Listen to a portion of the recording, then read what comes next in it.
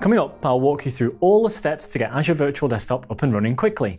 This is part 2 in our series on the service. And by the way, if you're new to Azure Virtual Desktop and all of its capabilities, I'd encourage you to check out our recent show covering the service at a higher level at aka.ms/AVD Mechanics. Now let me show you what you need to get started and the fastest way to get Azure Virtual Desktop deployed with identity integration, multi-session host pools, container profiles, remote apps, and more.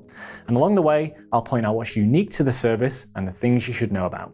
And if you've tried this before or currently have VDI running, you'll see it's a streamlined provisioning experience with automation built in based on your parameters. And you'll also save time with directory service setup and integration.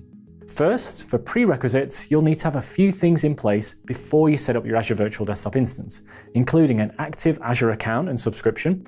You'll also need to have access to a global administrator Azure AD role in the Azure tenant that you intend to use, and for your Azure subscription, a contributor as well as a user access administrator. And because we'll be setting up a new Azure Active Directory Domain Services instance in this case, you shouldn't have an existing instance running. Next, we'll move on to the deployment steps for Azure Virtual Desktop. So logged in with your administrator account in the Azure portal, search for Azure Virtual Desktop and select it. And this is where you'll set up host pools containing virtual machines, application groups to assign remote apps to users, workspaces as logical groupings of application groups, scaling plans, and users to scope access to running Azure Virtual Desktop resources. You'll start the provisioning process by selecting Getting Started on the top left. Here you'll make sure the correct subscription is selected. For identity provider, you'll see that if you do want to use an existing on-premises Active Directory or an existing Azure AD Domain Services instance, that's another option. But in this case, we'll use no identity provider, assuming you're starting from scratch. Next, for identity service type, we'll select Azure AD Domain Services. Then we'll create a resource group with a unique name, so I'll type AVD Mechanics. In location, you'll want to select a region typically closest to your users, so I'll choose West US. And for Azure Admin username, I'll use my account with the sufficient permissions required to deploy resources and grant access to them. Then you'll enter a password for that account, and the next account will be used to join virtual machines to the domain. I'll use my account again in this case for simplicity, and input my password again. Next, we'll move on to the Virtual Machines tab, where you'll be creating your first session hosts. So here, the users per virtual machine will determine if you want more than one user simultaneously logged into a single VM. Now this uses a capability unique to Azure Virtual Desktop to help save costs and improve utilization, called Windows Multi-Session, which used to be a server-only capability, and now here you can also use it with Windows 11 or Windows 10 client operating systems. The other option is one user at a time, which would be a single dedicated virtual machine to one user. Now in our case, we'll select multiple users, and next in Image, you'll see we can choose from a number of supported Windows client and server virtual machine images for Azure Virtual Desktop. And these include recent updates at the specified feature update level, and some have Microsoft 365 apps pre-installed. So I'll choose Windows 11 Enterprise Multi-Session plus Microsoft 365 apps version 22H2. Now optionally in Azure Virtual Desktop, you can create and manage your own virtual machine images and choose those in addition to the standard gallery images that we just saw. Next, in virtual machine size, you can select from hundreds of supported VM sizes in Azure, including general purpose VMs like you see in here.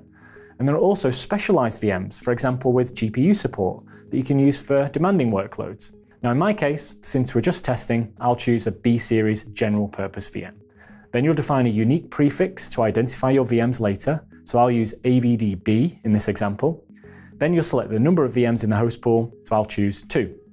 Now with your host pool VMs configured, you'll create an initial user assignment for this host pool in the Assignments tab. For test username, I'll add the user principal name for AVD test user, then a password, and a password one more time to confirm. Now with the core steps complete, the wizard's going to validate everything, and from there, I can create all the resources necessary for Azure Virtual Desktop.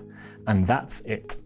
This process will now deploy several resources and services on your behalf, including 4 new Azure resource groups, the Azure AD domain service that will be used for authentication, a storage account to store data, FSLogic's profile containers to support your multi-session environment, your host pool and virtual machines, an application group and a workspace, a virtual network or VNet and a few network interfaces to connect everything up, a network security group, a pair of new Azure AD groups, and the VM joiner and test user accounts we configured in the previous step.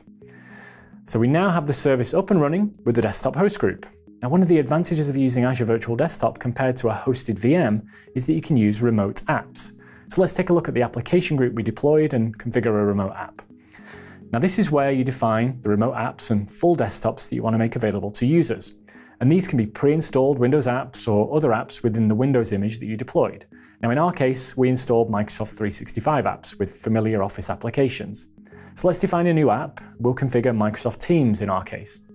In Basics, you define your normal Azure parameters along with your corresponding host pool. Here, I'm using a different one than we've just created. In the application group type, you can define either a remote app or desktop.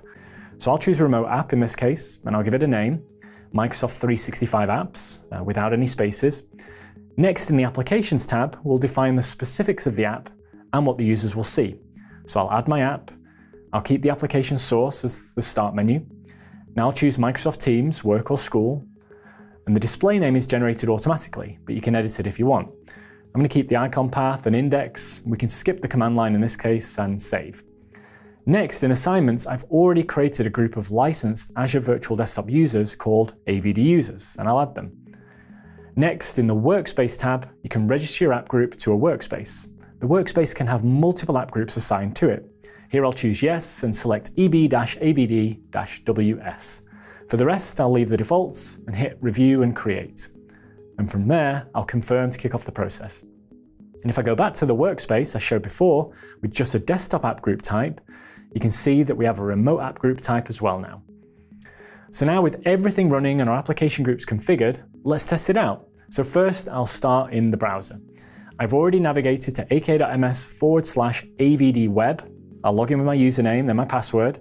And since I've set up my account for multi-factor auth, I'll approve on my phone along with a required biometric. So here you can see that I've got the desktop and the Microsoft Teams app from both of my app groups. I'll open the session desktop and it requests access to the local clipboard, microphone and printer. Now as an admin, you can control whether users can enable these integrations. But in my case, I'll hit allow to connect to my desktop. Now based on my configuration, I need to enter my password once more for the VM to authenticate against the domain service. I'll open the desktop and you'll see it's the full Windows 11 desktop ready to go. And while a browser is a really flexible way to access your desktops and remote apps, the remote desktop client has deeper integration with Windows, like access to webcams and better integration with the Windows shell. So it's the recommended way to connect to your hosts. And just so you know, there are clients available for Windows, Mac, iOS, and Android. I've got the Windows Remote Desktop app open, and it's already signed into my account. You can see the same app and desktop that we saw in the browser client. And if I open the Teams app, it will connect to the session host. And you'll see it looks like a native local app window that I can move like any other app window where I want it, and I can also resize it, even though it's a remote app. I'll show you that in the Teams device settings, and if I scroll down, you can see that I've got my local webcam available, just like it would be on my local PC. And one last thing to point out while I have Teams open, since we use the gallery image with the Microsoft 365 apps pre-installed when we created the host pool, it's got the built-in optimizations pre-configured for audio-video redirect. Now without it, for users to share and receive video from their virtual machines to their local devices, multiple encoding and decoding hops need to happen, which causes lag and stutter during online meetings. Whereas audio-video redirect creates a more direct connection between local device cameras and microphones via the Teams service. So now we have a fully operational Azure Virtual Desktop environment with desktops and remote apps available to a few users. There's more to come in our series on mechanics for Azure Virtual Desktop, so please check out the complete playlist at ak.ms/avd mechanics series. Be sure to subscribe, and thanks for watching.